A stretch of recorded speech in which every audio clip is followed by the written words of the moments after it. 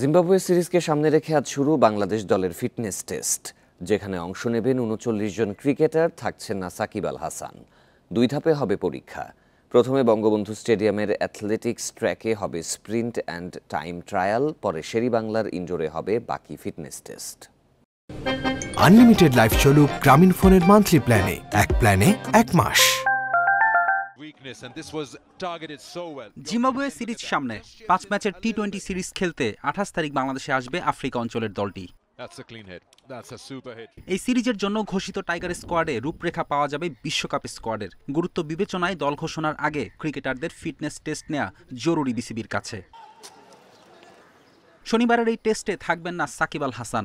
ক্রিকেটের ব্যস্ততার ফাঁকে পরিবারকে সময় দিতে যুক্তরাষ্ট্রে টাইগার অলরাউন্ডার। তবে ফিরে আসার পরেও সাকিবের ফিটনেস টেস্ট দেওয়ার সুযোগ রয়েছে।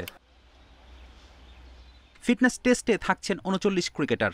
বঙ্গবন্ধু স্টেডিয়ামের অ্যাথলেটিক্স ট্র্যাকে স্প্রিন্ট অ্যান্ড টাইম ট্রায়াল দিয়ে শুরু। সকাল ৬টা থেকে ৭:৩০ পর্যন্ত হবে ট্রায়াল। ১৬০০ মিটার দৌড়ে সামর্থ্য প্রমাণ করতে হবে শান্ত মিরাজদের।